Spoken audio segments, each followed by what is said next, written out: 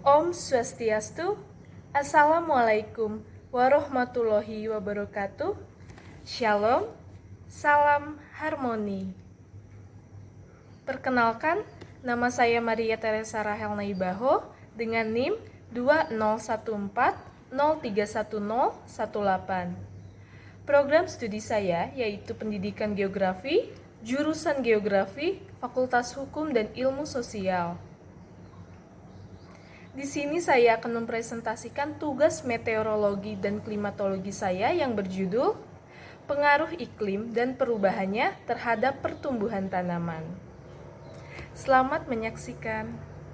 Iklim berpengaruh terhadap pertumbuhan tanaman dan perubahan iklim juga sangat berpengaruh terhadap terjadinya pertumbuhan tanaman. Indonesia merupakan negara kepulauan yang terletak di daerah Khatulistiwa dan termasuk ke dalam wilayah yang sangatlah rentan terhadap perubahan iklim. Terjadinya perubahan pola curah hujan, kenaikan muka air laut, dan suhu udara, juga peningkatan kejadian iklim ekstrim seperti banjir dan kekeringan merupakan hal yang berdampak serius pada perubahan iklim yang dihadapi oleh manusia. Penyebab terjadinya perubahan iklim global adalah peningkatan emisi gas rumah kaca akibat dari adanya berbagai kegiatan yang mendorong terjadinya peningkatan suhu bumi.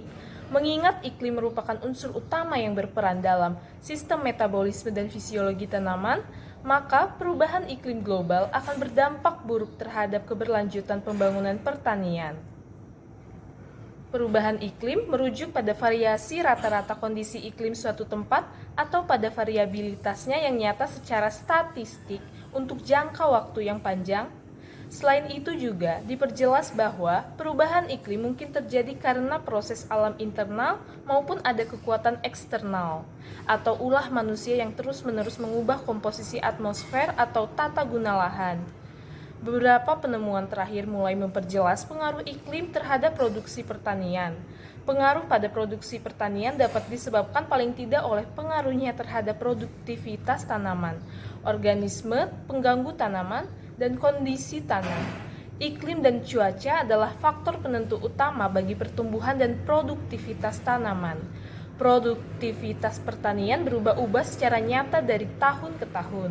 Tanaman sangatlah peka terhadap perubahan iklim tersebut dan cuaca yang sifatnya sementara dan drastis. Di sini saya akan memberikan sedikit pengertian dari perubahan iklim dan pertumbuhan tanaman. Perubahan iklim adalah perubahan pola dan intensitas umur iklim dalam periode waktu yang sangat lama. Bentuk perubahan berkaitan dengan perubahan kebiasaan cuaca atau perubahan persebaran kejadian cuaca. Dan pertumbuhan tanaman yang merupakan hasil dari berbagai proses fisiologi melibatkan faktor genotipe yang berinteraksi dalam tubuh tanaman dengan faktor lingkungan. Proses tersebut yaitu pertambahan ukuran, bentuk, dan jumlah.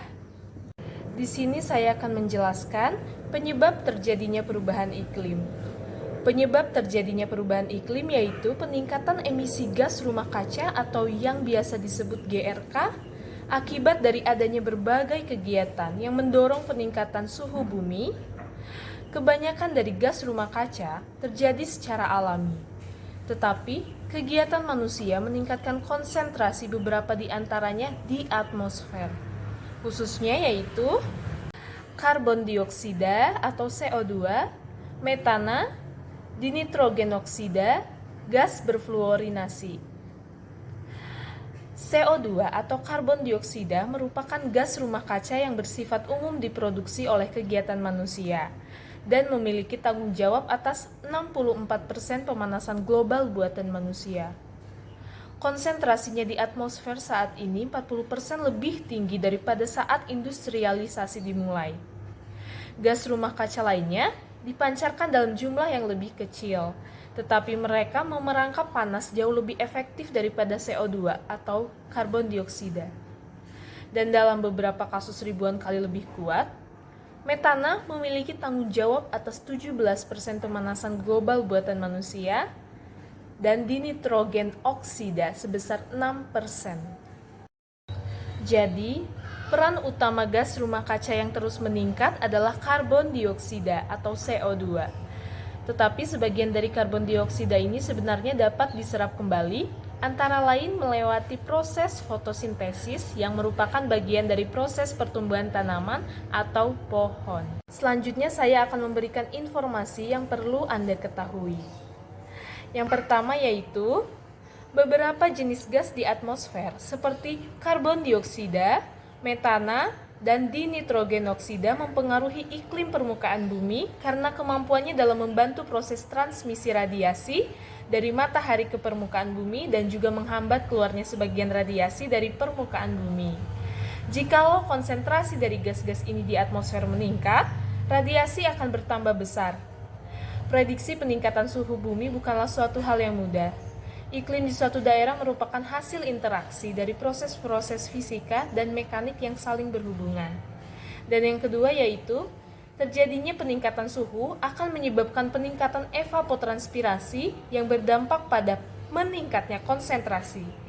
Apabila konsentrasi dari gas-gas ini di atmosfer meningkat, radiasi yang berupa uap air, yaitu H2O, akan dapat menimbulkan dampak negatif. Uap air yang juga merupakan gas penghambat keluarnya radiasi dari permukaan bumi, sementara di lain pihak, keberadaan uap air tersebut juga menimbulkan umpan balik negatif karena terjadi peningkatan pertumbuhan awan yang menyebabkan terhambatnya transmisi radiasi matahari ke permukaan bumi. Dan yang ketiga, kegiatan-kegiatan yang menghasilkan GRK yaitu perindustrian, penyediaan energi listrik, dan juga transportasi. Sedangkan dari peristiwa secara alami yang menghasilkan atau mengeluarkan GRK atau gas rumah kaca, seperti dari letusan gunung berapi, rawa-rawa, kebakaran hutan, peternakan hingga kita bernafas pun mengeluarkan gas rumah kaca. Komposisi dan konsentrasi gas rumah kaca yang berada di lapisan atmosfer akan sangat bergantung dari gas-gas emisi yang dihasilkan berbagai kegiatan manusia dalam merekayasa sistem tatanan ekologi di planet ini. Di sini saya akan membahas faktor-faktor penyebab perubahan iklim. Faktor-faktor penyebab perubahan iklim yang pertama, ada aktivitas manusia dalam penggunaan listrik, pemakaian kendaraan bermotor, atau kendaraan lain yang menimbulkan polusi udara, dan pembakaran di pabrik, meningkatkan emisi karbon dioksida. Dan yang kedua ada peningkatan gas rumah kaca. Gas rumah kaca dapat menyerap serta memantulkan radiasi matahari sehingga membuat suhu bumi memanas. Jadi, adanya gas rumah kaca itu dapat memantulkan radiasi juga loh. Radiasi matahari itu dapat terpantul, sehingga membuat suhu bumi itu semakin memanas atau meningkatnya suhu bumi. Nah, yang ketiga ini ada pemanasan global. Kenaikan suhu bumi disebabkan oleh peningkatan emisi gas karbon dioksida dan gas rumah kaca lainnya. Jadi, pemanasan global juga termasuk faktor penyebab perubahan iklim. Karena disebabkan oleh peningkatan emisi gas karbon dioksida dan gas rumah kaca lainnya itu. Dan yang keempat, ada kerusakan fungsi hutan. Penebangan hutan mengurangi jumlah penangkapan karbon dioksida di bumi. Selanjutnya kita akan membahas pengaruh iklim terhadap pertumbuhan tanaman.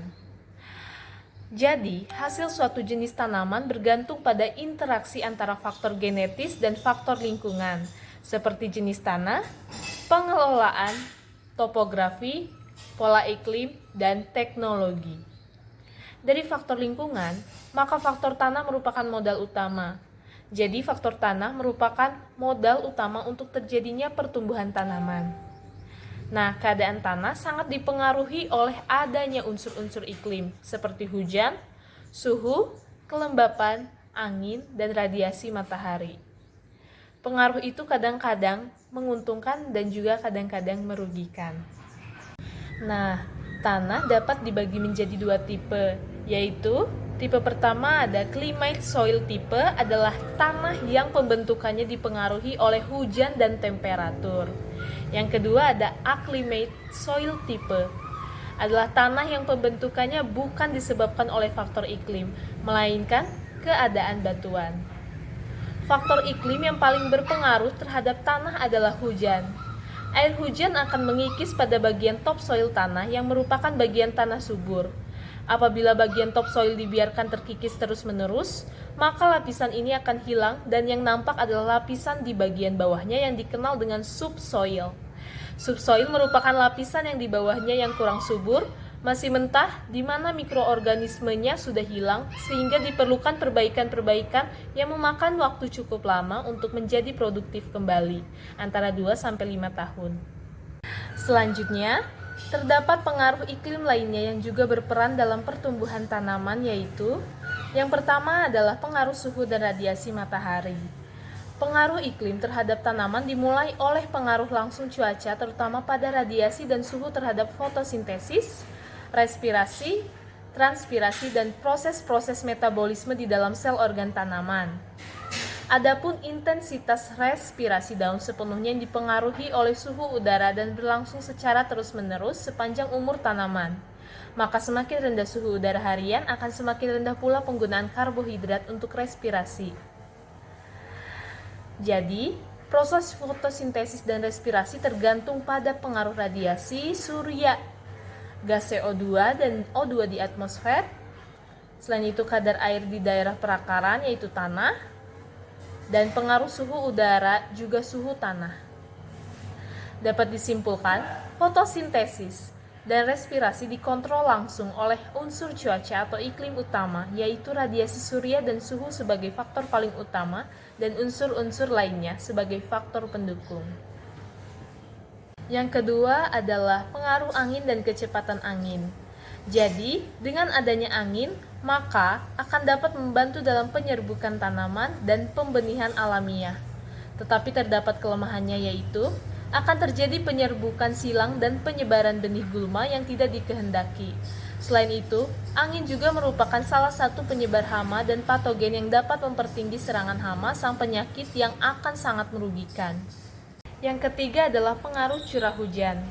Curah hujan mempengaruhi tanaman melalui proses evaporasi, yaitu proses kesediaan air pada pori-pori tanah yang menguap karena peningkatan suhu dan radiasi surya. Jika curah hujan terjadi dengan intensitas tinggi, maka cadangan air yang ada di permukaan tanah, pori-pori tanah, akan lebih besar dibandingkan dengan penguapan air akibat proses evaporasi.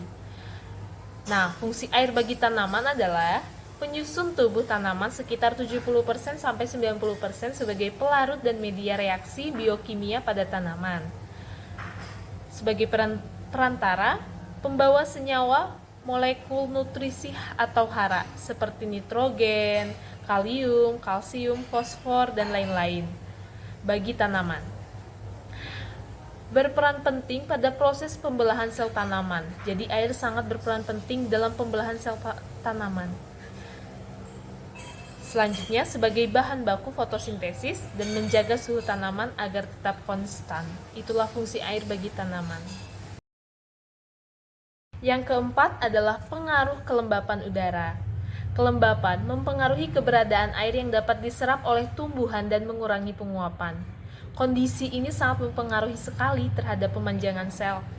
Kelembapan juga penting untuk mempertahankan stabilitas bentuk sel. Jadi, kelembapan udara sangat berpengaruh dalam proses pertumbuhan tanaman. Yang kelima adalah pengaruh tekanan udara. Tekanan udara mempengaruhi terhadap proses penyediaan lengas tanah, yaitu cadangan air pada permukaan atas tanah, melalui proses pengembunan uap air di udara. Jika tanah mempunyai lengas tanah yang tinggi, maka akan dapat membantu proses perkecambahan benih tanaman yang ditanam di atas permukaan tanah. Selanjutnya saya akan membahas dampak terjadinya perubahan iklim terhadap pertumbuhan tanaman. Perubahan iklim global akan mempengaruhi unsur iklim dan komponen alam yang sangat erat kaitannya dengan pertumbuhan tanaman, yaitu yang pertama adalah naiknya suhu udara juga berdampak terhadap unsur iklim lain, terutama kelembapan dan dinamika atmosfer. Yang kedua, berubahnya pola curah hujan. Yang ketiga, makin meningkatnya intensitas kejadian iklim ekstrim seperti El Nino dan La Nina. Yang keempat adalah naiknya permukaan air laut akibat pencairan gunung es di kutub utara. Selanjutnya kita akan membahas dampak peningkatan konsentrasi CO2 di atmosfer bagian pertama. Pengaruh fisiologis utama dari kenaikan CO2 adalah meningkatnya laju asimilasi. di dalam daun itu. Efisiensi penggunaan faktor-faktor pertumbuhan lainnya seperti radiasi matahari, air, dan nutrisi juga akan ikut meningkat. Kenaikan CO2 juga akan memiliki pengaruh positif terhadap penggunaan air oleh tanaman. Jika CO2 di atmosfer meningkat, tanaman tidak lagi membutuhkan pembukaan stomata maksimum untuk dapat mencapai konsentrasi CO2 optimum di dalam daun, sehingga laju pengeluaran H2O dapat dikurangi. Dengan kondisi tersebut, maka laju pembentukan biomasa akan segera meningkat. Selanjutnya bagian kedua, naiknya suhu udara yang juga berdampak terhadap unsur iklim lain. Suhu udara dipengaruhi oleh radiasi yang diterima di permukaan bumi. Sementara tinggi rendahnya suhu di sekitar tanaman ditentukan oleh radiasi matahari, kerapatan tanaman, distribusi cahaya dalam tajuk tanaman, dan juga kandungan lengas tanah. Umumnya laju metabolisme makhluk hidup akan bertambah dengan meningkatnya suhu hingga titik optimum tertentu. Setelah melewati titik optimum, proses tersebut mulai dihambat baik secara fisik maupun kimia. Menurunnya aktivitas enzim atau bisa disebut dengan enzim terdegradasi. Selanjutnya bagian ketiga yaitu berubahnya pola curah hujan.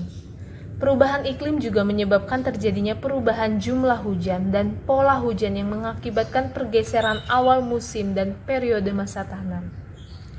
Yang keempat, makin meningkatnya intensitas kejadian iklim ekstrim seperti El Nino dan La Nina.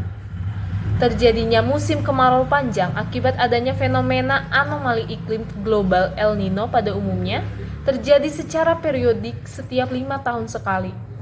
Sedangkan untuk La Nina menyebabkan kerusakan tanaman akibat adanya banjir dan meningkatkan intensitas serangan hama dan penyakit. La Nina menyebabkan kelembapan dan curah hujan yang tinggi yang disukai oleh organisme pengganggu tanaman atau OPT. Yang kelima yaitu naiknya permukaan air laut. Dampak naiknya permukaan air laut di sektor pertanian terutama adalah penciutan lahan pertanian di pesisir pantai, kerusakan infrastruktur pertanian, dan peningkatan salinitas yang merusak tanaman. Selain akan menciutkan luas lahan pertanian akibat terendam air laut, peningkatan permukaan air laut juga akan meningkatkan salinitas tanah di sekitar pantai.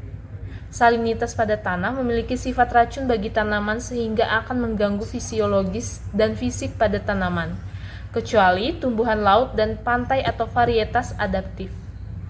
Itulah pembahasan tentang dampak terjadinya perubahan iklim terhadap pertumbuhan tanaman.